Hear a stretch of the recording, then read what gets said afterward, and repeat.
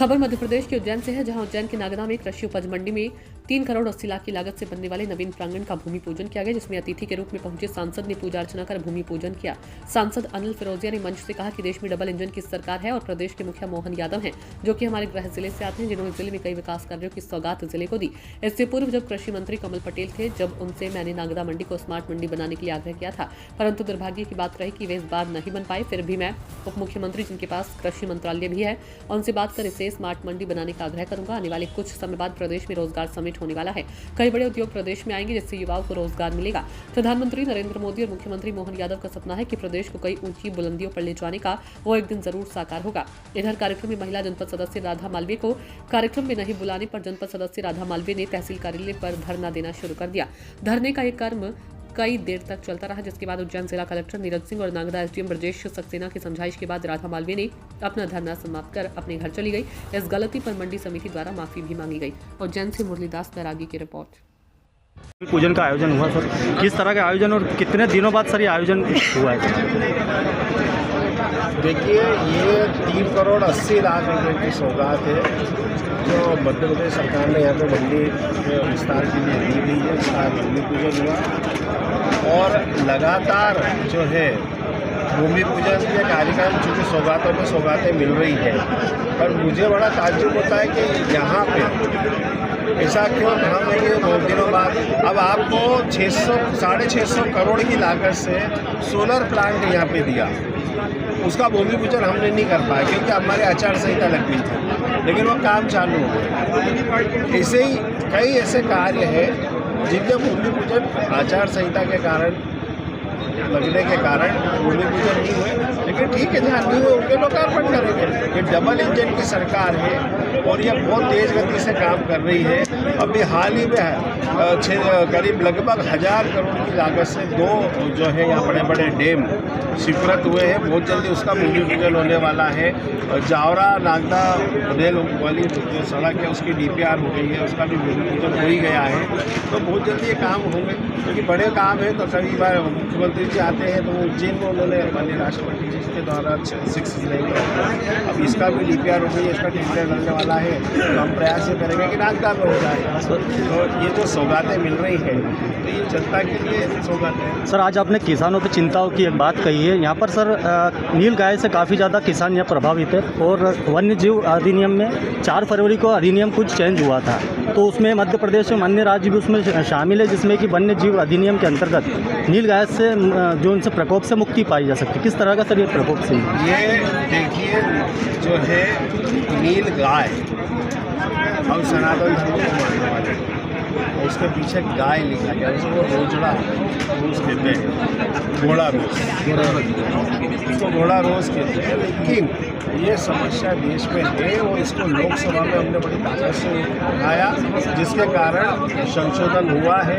बहुत जल्दी हमारी केंद्र सरकार और मध्य प्रदेश सरकार इसके निराकरण के लिए प्रयासरत है। आपको पूरा इंडिया, हमने किसानों द्वारा पूरा इंडिया बड़ी योजना बना रहे हैं, उसके अंतर्गत इस समस्या से। सर, नागदा खाचरोद बाईपास की बात, साथ में युवाओं को साधने के साथ आपने एक रोजगार की बात की है। सर, पूर्व में ग्रेसिम से 3500 मजदूर बाहर किए गए हैं, उन पे कोई चिंता कभी सरकार ने, फिर आपने प्रतिनिधित्व मंडल ने कभी कुछ की ऐसी चिंता की? बिल्कुल चिंता करिए, उसके लिए हम प्रयासरत हैं। पर क्या होता है कि अब हर चीज़ आपको नहीं बता सकते। जब मसौदा तैयार होकर आएगा तो आपके सामने होगा, जनता के सामने होगा, तो आपको दिखेगा कि हाँ, ये काम कर। जिस तरीके से आज बेटी बचाओ बेटी का सम्मान बीजेपी सरकार कर रही है और आज एक बेटी का अपमान किया गया और उसने अपने आंसू के रथ में अपने सम्मान की गुहार की है, धन्य बैठे, उसको आप क्या कहना चाहेंगे?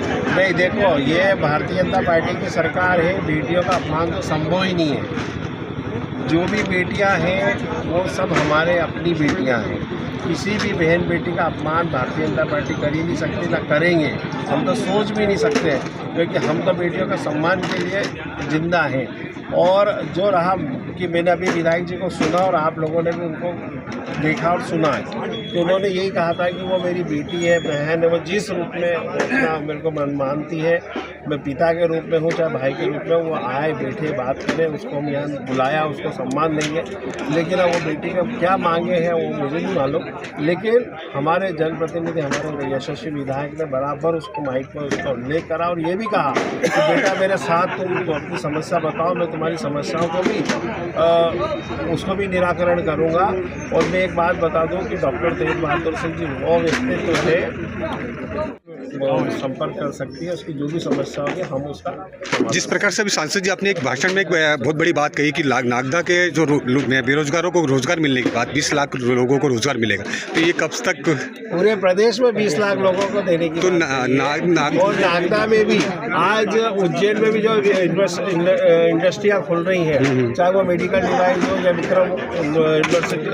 विक्रम इंडस्ट्री हो, चाहे उज्जैन आगर में भी, नागदा में भी हम, जावरा में भी हम सब दूर इंडस्ट्रियाँ ला रहे हैं और बहुत जल्दी आपको ये रोड मैप जो दिखेगा और आप उसको विश्वास करें। सर अंतिम प्रश्न है, शाम को शुरुआत की जाएगी और साथ ही आपने स्मार्ट मंडी की एक बात कही है, ये कब तक पूरा हो जाएगा? स्मार्ट मंडी आपने पिछले बार भी मांग करी थी और हमारे यशस्वी तात्कालिक मंत्री कमल पटेल ने उसको यस करा था। चूँकि कमल पटेल इस बार जनप्रतिनिधि नहीं है, लेकिन हमारे डॉक्टर बने हैं और ये बात मैंने मंच से बोली है कि जो मंडी का आज भूमि पूजन था तो उन्होंने स्वीकृति दी थी। अब मैं भोपाल डॉक्टर साहब को लेके जाऊंगा और इसको जो उन्होंने वचन दिया था उसको हम निभाएंगे। मोदी जी ने, हमारे यशस्वी मुख्यमंत्री जी ने भी हमको ये सिखाया कि हम जब चुनाव लड़ते हैं तो हम पार्टी के उम्मीदवार होते हैं, लेकिन जब हम चुन लिए जाते हैं तो जनप्रतिनिधि हमारे लिए सब बराबर होते हैं और सबका सम्मान और सबको साथ समेटते, सबका साथ, सबका विकास, सबका विश्वास। सर, जिस प्रकार से एक महिला सदस्य द्वारा, जो जनपद सदस्य है उसके द्वारा वो लगाया गया है आरोप कि उसको जो भूमि पूजन जो कार्यक्रम होने वाला है कृषि उपज मंडी में, उसको बुलाया नहीं गया है, तो सर ये कहीं ना कहीं महिला के साथ में जो मतलब दुर्व्यवहार वाली बात नहीं है सर? महिला ही नहीं, हमारे देखिए एक तो वो चयनित जनप्रतिनिधि हैं, अगर उनको विधिवत उनको आमंत्रित करना चाहिए। मंडी सचिव से कहीं चूक हुई है, मैं जांच करूँगा क्यों हुआ है ऐसा, इसके बाद। तो अभी क्या निर्णय हुआ सर? हम सादर आमंत्रित कर रहे हैं सादर की तरफ। सर ये महिला का तो ये कहना है कि बोले जिस प्रकार से कार्ड में नाम वापस प्रिंट होंगे या शिलालेख पे नाम लिखा जाएगा अभी तो इस संबंध में कुछ नहीं जांच। सर ये जो महिला जो का तो यही कहना है कि जब तक जो शिलालेख में नाम नहीं आता है जब तक हम उठेंगे नहीं। जांच आप बता रहे हैं कब तक होगी जांच? महिला द्वारा कहा गया है कि शिक्षित साहब को बर्खास्त किया जाए, शिलालेख पर नाम लिया जाए और कार्ड पर नाम जाए, उसके बाद पहुँचेंगे, तो उसके विषय में आपको क्या कहना है? मेरा तो माननीय सदस्य महोदय से निवेदन है कि वो जनप्रतिनिधि है, हर जगह जा सकती हैं और मैं खुद सादर आमंत्रित कर। सर ये कब तक जांच होगी इसका? बताऊँ